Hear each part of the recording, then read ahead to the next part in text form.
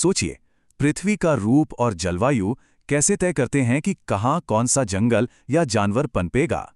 जैसे गर्मियों में तरबूज और सर्दियों में मूंगफली अच्छी लगती है ना, यही तो हमारा प्रकृति से कनेक्शन है। ये सब शुरू होता है स्थल मंडल से। यही वो ठोस जमीन है जहां हमारे जंगल और बस्तियां हैं। लेकिन ये जमीन हमेशा एक जैसी नहीं रहती। नदियां और झरने लगातार इसे तराश कर नए रूप देते हैं।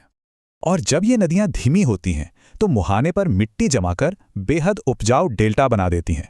अब ऊंचाई, तापमान और नमी के हिसाब से वनस्पति 3 हिस्सों में बढ़ती है: वन, घासस्थल और झाड़ियां। भूमध्य सागरीय जलवायु को ही लें। यहाँ की गर्म शुष्क गर्मियों में संतरे और अंगूर जैसे खट्टे फल खूब उगते हैं। थोड़ा ऊपर उत्तरी गोलार्ध के ठंडे उच्च अक्षांशों में जाएं तो हमें शानदार टैगा या शंकुधारी वन मिलते हैं। यहाँ आपको चीड़ देवदार के ऊंचे पेड़ों के साथ ध्रुवीय भालू और रजत लोमड़ी जैसे कमाल के जीव मिलेंगे। पता है, इन पेड़ों की नरम लकड़ी हमारे बहुत काम आती है। इसी से अखबारी कागज और माचिस बनती है। वहीं भारत के गंगा ब्रह्मपुत्र मैदानों में पर्णपाती वन हैं, जबकि डेल्टा इलाके बिल्कुल अलग घने मैंग्रोव से भरे हैं। जहां बारिश मध्यम होती है, वहां सवाना जैसे विशाल उष्णकटिबंधीय और शीतोष्ण घास के मैदान पनपते हैं। अब बात करें अत्यधिक गर्मी या ठंड की, तो कांटेदार झाड़ियां और टुंड्रा वनस्पति गजब का सर्वाइवल दिखाती हैं। तपते सहारा रेगिस्तान को ही देखिए। यहाँ कैक्टस और खजूर उगते हैं और लकड़बग्घे या बिच्छू जैसे जीव मिलते हैं।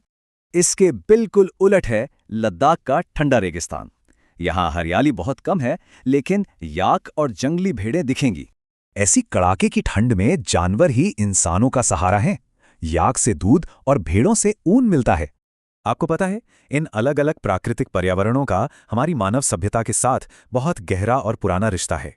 सोचिए, शुरुआती इंसानों ने नदी घाटियों के पास ही बस्तियां क्यों बसाईं? क्योंकि वहां उपजाऊ मिट्टी और भरपूर पानी था। पर आधुनिकीकरण अब सब बदल रहा है। आज सहारा में ऊंटों की जगह ट्रकों और सुपर हाईवे ने ले ली है। दूसरी तरफ लद्दाख के लोग मिसाल हैं। वो हमें सीमित संसाधनों का इस्तेमाल कर प्रकृति के साथ जीना सिखाते हैं। लगातार कटते जंगल वन्य जीवों के घर उजाड़ रहे हैं।